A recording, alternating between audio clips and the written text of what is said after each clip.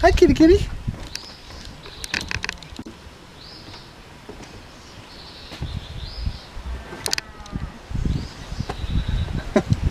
He's here. Hey, Tim. Hey, Joshua. Good morning. Hey, nice to meet you. Welcome to West Virginia. Oh, it's beautiful. It is absolutely beautiful. What a beautiful drive it was. Thank you. Awesome. Thanks. Thanks for inviting me. Welcome to the country. You're going to have to take your shoes off. Okay. And you got, no, I'm just kidding. Oh, okay. Okay. You got all your teeth.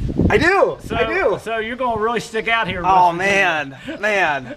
Oh, that's all right. That's all right. I'm used to looking odd anyway. Welcome. Come on in. Okay.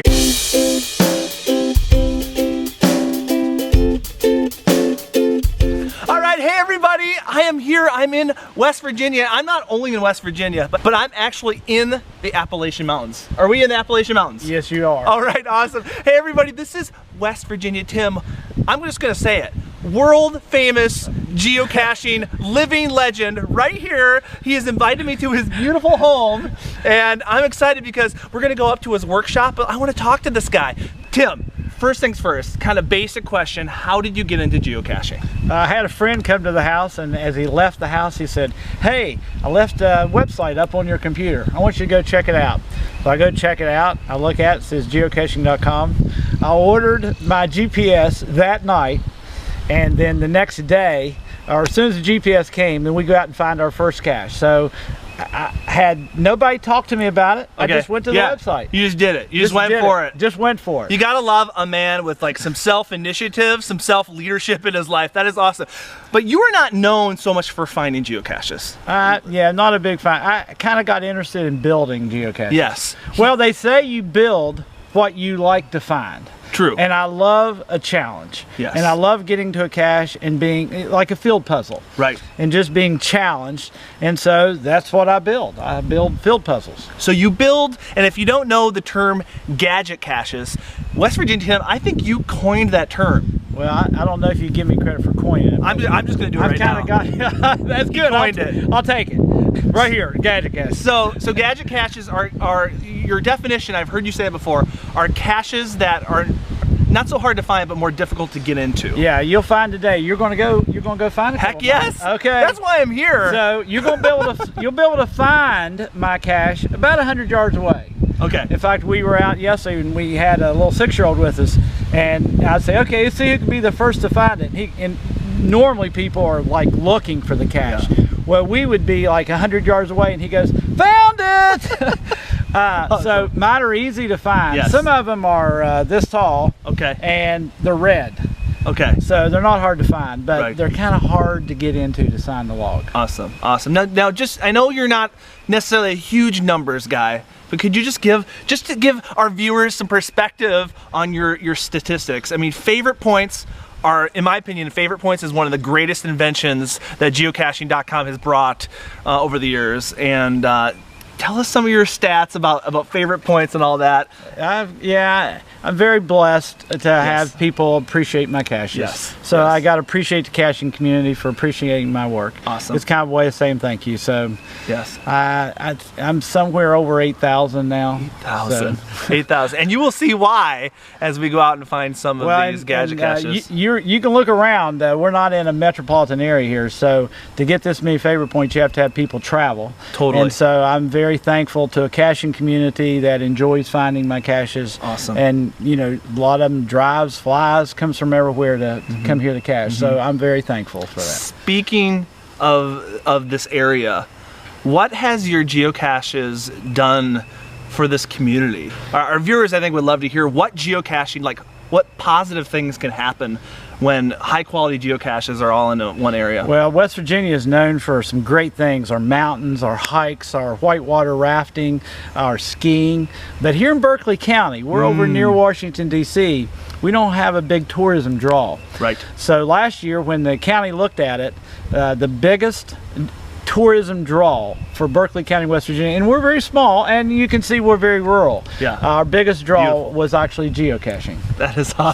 So I'm real proud of that. That is awesome. But I have a county that just loves geocaching yes. and supports my caches with giving out coins, and so it's a great partnership. You gotta love it. You gotta love that. I want to know, like, your caches are so stinking creative. I want to know, like, where do you get your inspiration? Do you just like have dreams of geocaches and you wake up and you head into the shop? Like, how do you get these ideas? You're a super creative guy.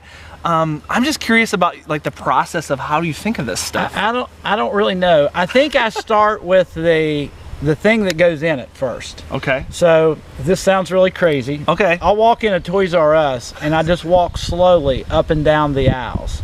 And I'll just look at things. And so, like I might see an energy stick where you grab the top and the bottom, and it goes off when you complete the circuit. And I go, there's a geocache. And I've got another one. I was walking around and I see an Etch-a-Sketch that was before your time. Yes. But I remember. Now everybody uses technology. I'm a real old guy, so we did Etch-a-Sketches and thought they were the most amazing thing in the world. They are. Well, I see this Etch-a-Sketch and I go, a combination to a lock.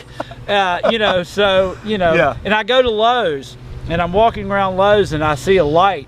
And I'm just walking down the aisle and there's this light and it's got a motion detector on the bottom. So if you walk by, it's a deck light. So if you walk by it, the light comes on and I'm like, solar geocache. Ding! So I find things and go, I can use that. Yes. And then I figure out how to build it into a geocache. Oh, that is so cool. So you get your inspiration from just the world around you. Yeah, absolutely. And toys. Yeah. Did you like toys? I mean, were you like a toy collector? You know, I'm just curious. I love toys. I'm in West Virginia. We play with sticks and stones and stuff. So Toys R Us is amazing. We went fishing and stuff like that. Another thing that everybody needs to know is that West Virginia Tim has a Gadget Cache YouTube channel. Like, we're on YouTube right now, and if you haven't checked it out, it'll be in the description below. But tell us about, like, what was the purpose of creating the YouTube channel? What was the goal of it? And yeah, I just want to hear more about that. I built a couple Gadget Caches, and they started kind of getting known, and they started kind of growing in favorite points, and then so people would start saying, send me an email.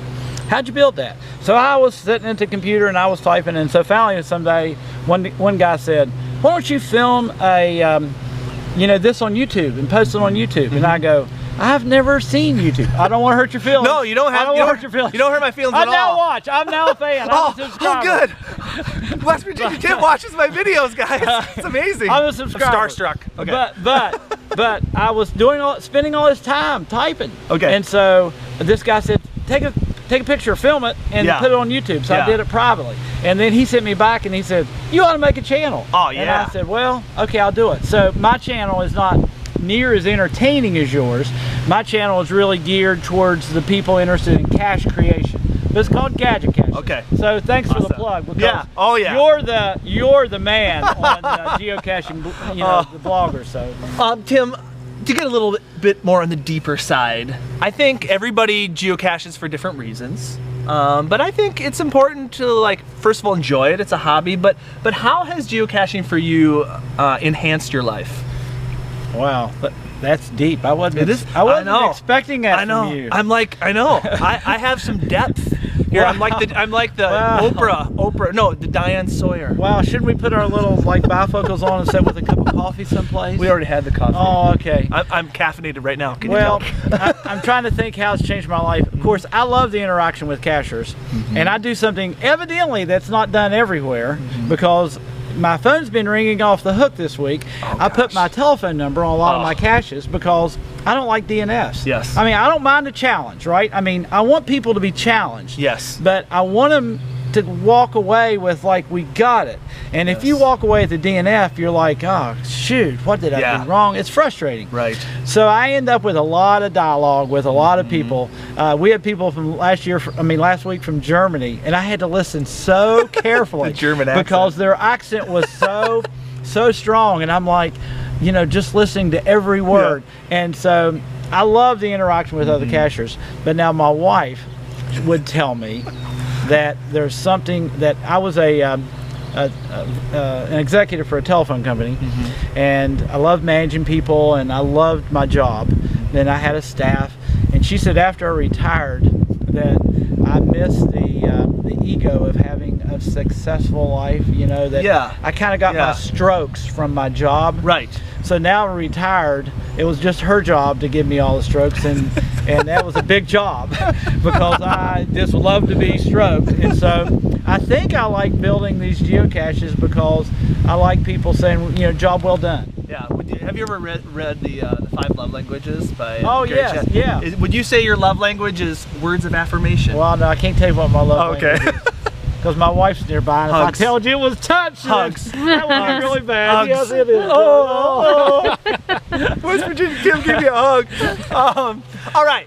One more question. What's the future hold for West Virginia Tim and his caches and gadget caches? What's the future? We've got a new trail. Thank you for asking. Oh, no problem. We have a new trail coming out on June 27th.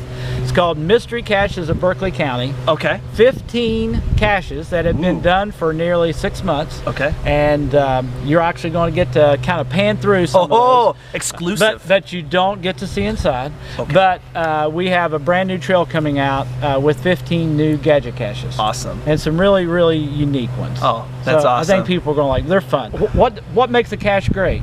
Okay. A cache can be difficult and it can be fun to solve, and after you get it, that makes a great cache. Yes. But also, for a cache to be great, it's just, I think it has to put a smile on somebody's face. That's right. And so some of my gadget caches are really fairly simple. Yes. But when you walk away after you've opened it, you go, oh, that is so adorable. So cute also makes a great cache. Bringing joy to the world. Joy to the world. Let's What joy? How about joy to the world. Oh, I can't Okay. Yeah. Okay. We'll stop that. We'll edit that out. Not really. We're gonna keep that in. That was good. Surely we will. All right. All right, guys. Let's head up to the workshop. Guys, this is exclusive access. Absolutely. I'm so excited. We get to see West Virginia Tim's workshop. So come along with us. Let's go. Next time on the Geocaching Vlogger. Hey guys, here we are. We're going into West Virginia Tim's workshop.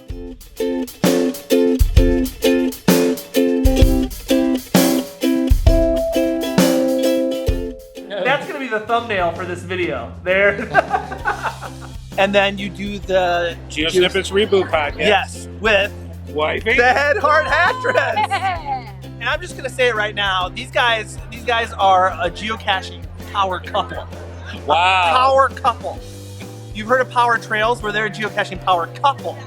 All right. If you've never seen the Geo Snippets Reboot podcast, it is a ton of fun. Just the banter between these two. You know, she gives him a hard time. That's why I'm actually sitting between them right now.